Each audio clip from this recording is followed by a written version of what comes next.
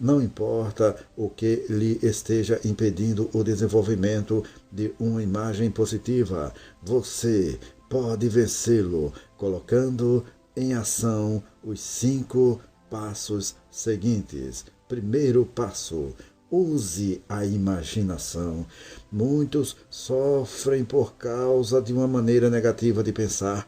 Acham que seu estado físico é sem esperança, que são fracassos em seus negócios ou que ninguém os ama. Deus opera através da imaginação do homem. Enquanto a pessoa permitir que pensamentos negativos lhe dominem a mente, o próprio Deus é impedido de ajudar tal pessoa, porque a imaginação, no que diz respeito ao controle individual, é ainda mais forte do que a força de vontade. Certo ex-alcoólatra não bebia havia 6 anos, mas no dia quente de verão ele começou a sonhar acordado, imaginando quão gostosa seria uma cerveja.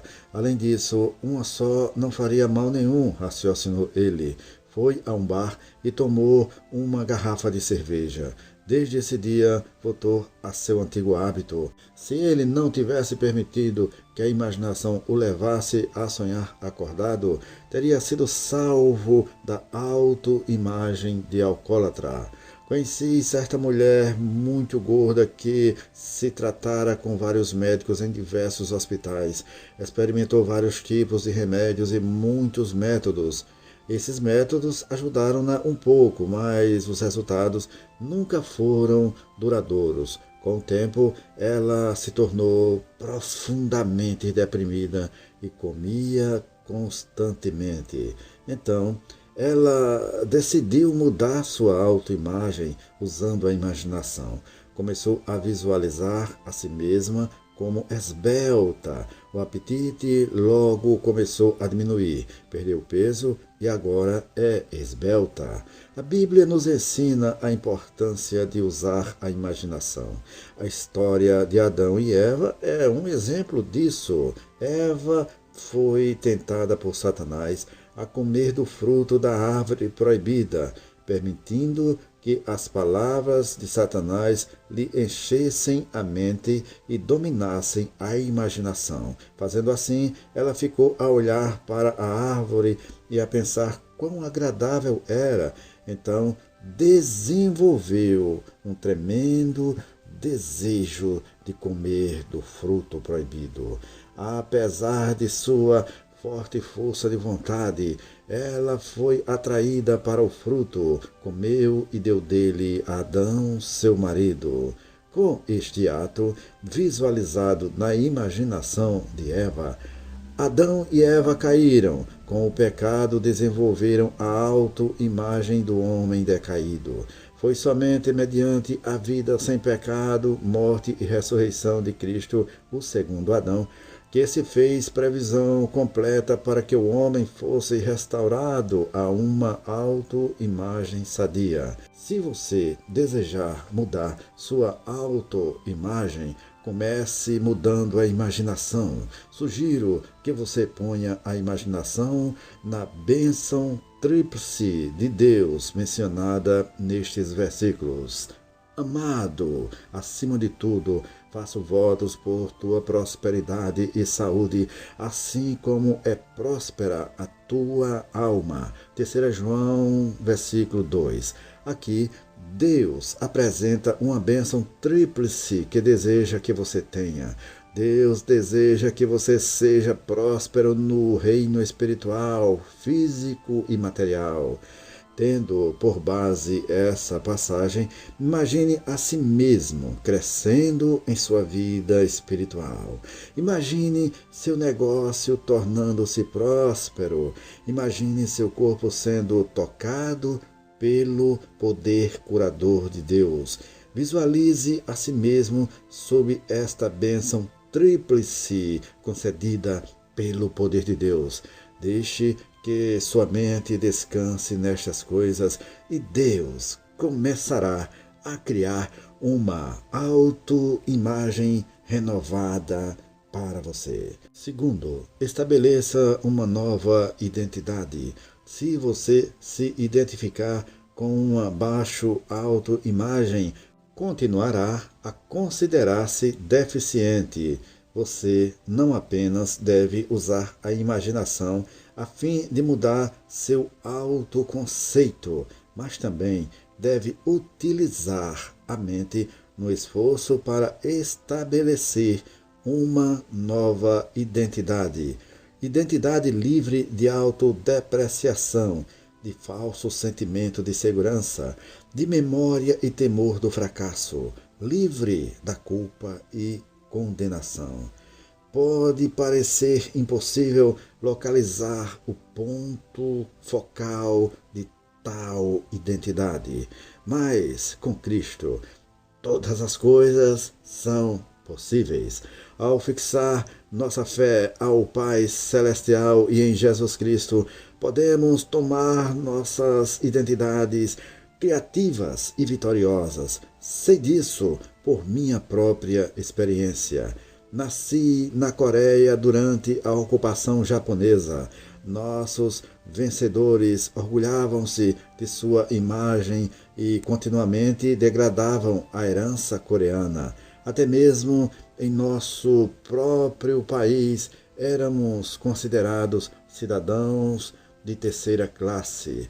Nossa população toda sofreu de um autoconceito nacional baixo. Quando eu estava no ginásio, meu país foi invadido pelos comunistas, uma invasão marcada pelo começo da Guerra Coreana. A guerra levou o pouco que tínhamos e minha família vivia em extrema pobreza.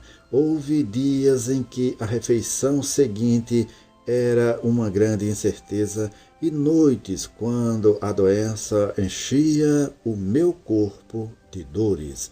Mas quando aceitei Jesus Cristo como meu Salvador pessoal, imediatamente soube que eu era diferente. Eu era um filho do Rei dos Reis e Senhor dos Senhores. Falava com Deus como se Ele fosse meu amigo íntimo.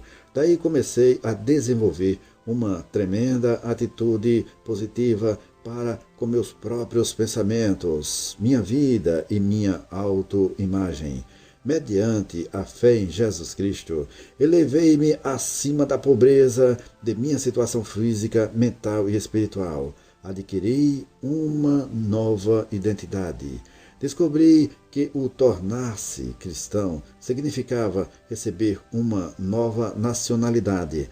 Pode ser que você seja cidadão inglês, francês, alemão ou brasileiro. Eu sou cidadão coreano, mas quando colocamos nossa fé em Cristo, cada um de nós se torna cidadão do reino dos céus. Ele nos libertou do império das trevas e nos transportou para o reino do Filho do seu amor. Colossenses capítulo 1, versículo 13. Minha nova identidade em Cristo significava que eu tinha uma nova posição. A maioria pensa que nós, os crentes, não passamos de pessoas comuns que buscamos algo melhor. Mas quando nos tornamos crentes, cessamos de ser comuns. Pela graça de Jesus Cristo, você e eu estamos assentados nos lugares celestiais. Embora fisicamente vivamos em nossos países, espiritualmente estamos assentados com Cristo à direita do Pai. Juntamente com Ele nos ressuscitou e nos fez assentar nos lugares celestiais em Cristo. Efésios capítulo 2, versículo 6. Com minha nova identidade também descobri que eu tinha um novo tipo de vida. Ao nascermos como seres humanos, recebemos natureza humana. Agora somos destinados a gozar da vida divina por toda a eternidade. É esta a diferença entre o crente e o incrédulo. O incrédulo tem apenas a vida natural. O crente também tem a vida de Deus. Se você buscar uma nova identidade no temporal, será desapontado. Cristo oferece-lhe muito mais, uma nova nacionalidade que lhe dará orgulho e confiança. uma nova posição de segurança e oportunidade para a aventura criativa, uma nova vida com pecados perdoados e culpa e condenação apagados. Venha a Cristo e estabeleça uma nova identidade, a qual você pode desenvolver para a eternidade. Terceiro, fixe metas definidas. O homem é um organismo buscador de metas. Sua personalidade é controlada não tanto por suas realizações passadas e ambiente presente, como por suas metas futuras. Tenho aconselhado dezenas de milhares de pessoas, a maioria dos quais enfrentam o fracasso. Não tiveram metas definidas em suas vidas e realizaram pouco de substância. Uma vida não focalizada é uma vida desperdiçada, e uma vida desperdiçada está exposta à autoimagem baixa. Se você não tiver metas, onde focalizará suas habilidades? Como você dirigirá sua vida? Mas se fixar uma meta orientada para Deus, você terá sucesso. Esse êxito pode ser grande ou pequeno, mas ainda será êxito. Você deve ter metas definidas em seu viver cotidiano. Pela manhã, escreva a meta que deseja alcançar neste dia. Escreva uma meta anual. Deixe que sua vida se concentre e focalize totalmente nessas metas. Então, à medida que você buscar a Deus segundo seus objetivos, sua autoimagem é influenciada e melhorada. Sua realização transformar-se-á em meios para a construção de um autoconceito mais elevado. Dizem os cientistas que durante a vida toda usamos apenas 10% de nossa capacidade mental. De modo que durante sua vida você também precisa de uma meta definida, última e eterna. Essa meta eterna é a vida eterna no céu por meio da fé em Jesus Cristo e uma vida na terra para a glória de Deus. Esta deve ser sua meta última e eterna, embora você também tenha êxito em tudo o que fizer, negócios, política, escola, sociedade e família. Se não possuir essa meta última e eterna, jamais terá a satisfação necessária de uma autoimagem sadia. Quarto, fale palavras positivas. Muitos usam a linguagem diária de modo promíscuo. Isto é muito perigoso. A palavra falada é o material básico com o qual Deus criou o universo. Deus deu-nos a capacidade de falar e expressar-nos com palavras. Pela palavra falada, criamos nosso universo de circunstâncias. A maioria pensa que vivemos nossas vidas pelas aparências, mas isso não é verdade.